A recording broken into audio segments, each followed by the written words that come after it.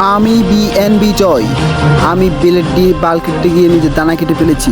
আমি আয়ত্ত করেছি ফ্রি ফায়ারে এমন কিছু স্কিল যা আজ পর্যন্ত ফ্রি ফায়ার কমিউনিটিতে কেউ করতে পারেনি।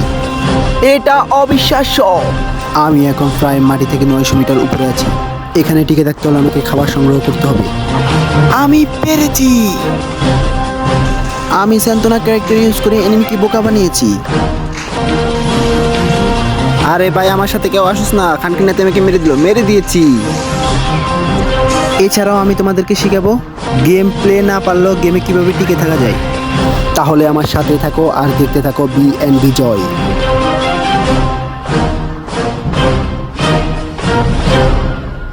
সান্ডার তেল দিয়ে হ্যান্ডেল মেরে বরাবর মতো আবারও চলে শিব বারমুডা ম্যাপে।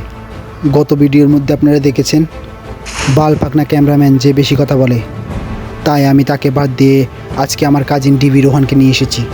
এটা অবিশ্বাস্য। ইতিমধ্যে আমরা জাম্প করে ফেলেছি 1200 কিলোমিটার উপর থেকে।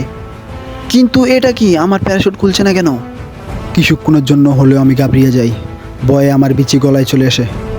অনেক হ্যান্ডেল মেরার পরে প্যারাশুটটা খুলে গেছে। এখন আর কোনো ভয় নেই। কিন্তু আমরা মাটির অনেক নিচে নেমে এসেছি। ভালোই ভালো ল্যান্ডিংটা হলেই হয়। ডিবি রোহান একটু সাবধানে, এখানে আশেপাশে অনেক এনিমি আছে, যে কোনো মুহূর্তে তোমার পিছন মেরে দিতে পারে। তাই আমার সাথে তুমি লঞ্চ প্যাড ধরে এখানে চলে আসো। আরে কোনো সমস্যা নাই, এসব এনিমিকে মারা আমার বাঁ হাতের খেলা। আর এমনকি আমি গেম স্টার্ট দেওয়ার আগে 1 বোতল সান্দার তেল নিয়ে এসেছি। এনিমিকে ধরবো আর পিছন মারবো। ডিবি রোহানের এই কথা শুনে আমি মনের ভিতরে একটু সাহস পাই। কিন্তু এ কি, ডিবি রোহান তো নিজে আগে দিয়ে হোক আমার আগে গেছে।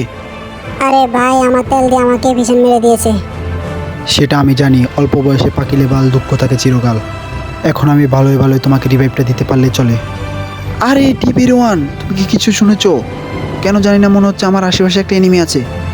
এইসব জায়গায় সারভাইভ করতে হলে নিজের একটা অভিজ্ঞতা লাগে, যেটা আমার একটুও নাই। সামনে আদিবাসীর গুপ্তধন আছে।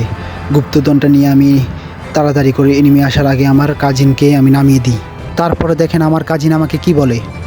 আরে এসব এনিমি মারা আমার বাঁ হাতের খেলা, এগুলাকে আমি এমনি মেরে দিতে পারবো। এই কথা শুনে আমি নিশ্চিন্তে ভেবে নিয়েছি আমার কাজিন বালপাকনা। এদিক সেদিক ঘুরে ফেরার পরে আমি গাঁজা কোম্পানির ফ্যাক্টরির ছাদে চলে আসি।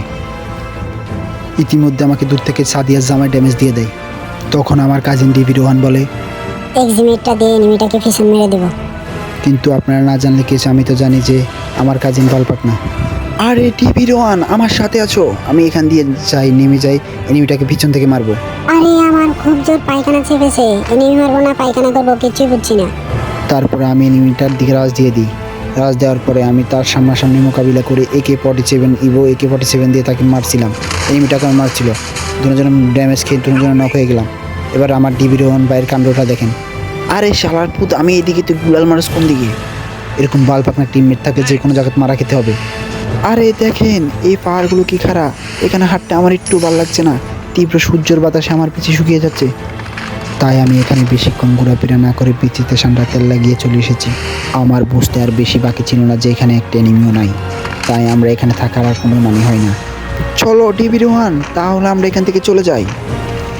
তাই আমরা লঞ্চ প্যাড ধরে অবজেক্ট থেকে কাটার স্টোরে চলে এসেছি। কিন্তু এটা কি, এখানে আসি আমরা দেখলাম আওয়ামী লীগ আর জামাতে মারামারি লাগছিল। তাই আমি আওয়ামী লীগটাকে মেরে দিন। তো আমার কেন জানি না মনে হচ্ছে এখানে আশেপাশে কাউয়া কাদের আছে।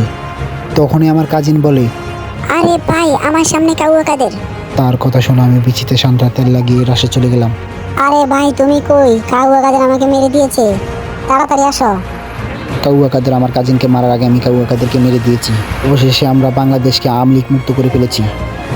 সত্যি কথা বলতে বাংলাদেশকে আওয়ামী লীগ মুক্ত আমরাই করেছি। জানি না এই ভিডিওটা আমার বন্ধু অন্তর দেখলে আমাকে পিছন মেরে দেয় কিনা, কারণ আমার বন্ধু অন্তর পুরোপুরি আওয়ামী লীগ। এই ডিবি রোহান দেখ, এই বান্ডিলটা কি তোর থেকে আছে? আরে ভাই তুমি তো অনেক বড় লোক, এই বান্ডিলটা কই পেয়েছো? এই বান্ডিলটা আমাকে দিয়েছে আওয়ামী লীগ সরকার।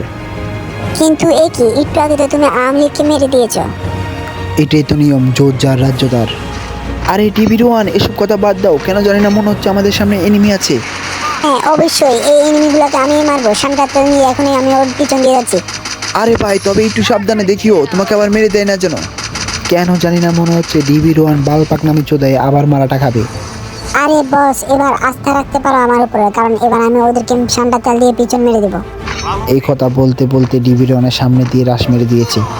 কিন্তু এটা কি, এনিমি আমাকে অনেকটাই ড্যামেজ দিয়ে দিয়েছে। এসব পরিস্থিতিতে নিজের মাথাকে অনেক ঠান্ডা রাখতে হবে। মাথা গরম করে কিছু করলে নিজের ক্ষতি। তাই আমি একটা মেডিকেট মেরে নিলাম। যেই না আমি এনিমির দিকে রাশটা দিব, এমন টাইমেই দেখি DB-1 এটা কি করলো। DB-1 আবারও পিছন মারা খেয়ে গেছে। তারপরে দেখেন DB-1 কি বলে, দূর বাল, আর গেমে খেলবো না, যতবার আসে যায় ততবারে মারা খাই। আমার কেন জানি না মনে হচ্ছে এনিমিটা খুবই শক্তিশালী। এনিমিটা আমাকে মারা খেয়ে গেলাম।